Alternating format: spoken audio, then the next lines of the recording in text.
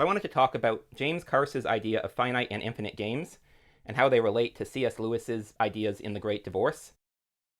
So Carse says that you have two kinds of games. Finite games are played to win, and infinite games are played for the joy of playing to keep people in the game. And this is very similar to an idea in the Almanack of Naval Ravikant, which I mentioned as a book I had started reading when I was recording the video on the 9 books I should read. And in this, he talks about you have people who are playing what he calls wealth creation games and people who are playing status games. And status games are always zero-sum. I think in some cases they can actually be negative-sum, whereas wealth creation games are positive-sum. They create wealth that doesn't exist. And this is an idea that you'll see a lot.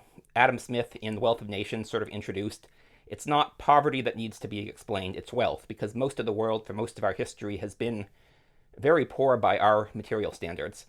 And it comes through people valuing different things through comparative advantage. I won't explain those ideas here, but basically they are positive-sum games where when they are played, everyone can end up better off.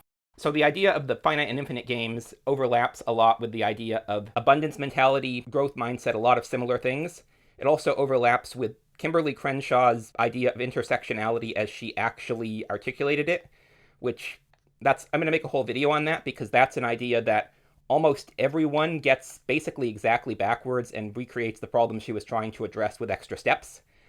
But for now, I'm focusing on Carse and the connection to Lewis, because basically the premise of The Great Divorce is that the afterlife is infinite, and so all of the constraints, the physical, wealth constraints that held us back are gone, and you can be free if you accept that and basically play what Carse would say is the infinite game, or what Ravikant would describe as the wealth creation game. And the reason I say that this is a useful book for living our life here is that in our modern developed economies anyways, there are a lot of opportunities to play the wealth creation game, and the abundance mindset can benefit you. You have to recognize where and how, because obviously we still have material constraints, especially starting out. Most of us, we don't have parents lend us hundreds of thousands, millions of dollars, connect us with the right people. So we have to figure that out for ourselves. And so you have to offer people, to create wealth, you have to figure out what people want and be willing to offer that. So figure out where your interests and abilities intersect with the desires, what people are willing to pay for. And that's what I've been trying to figure out. And I'm in, I think, an unusually good position for that. But I think most people in developed countries still have at least some opportunity, and probably a lot of developing countries too.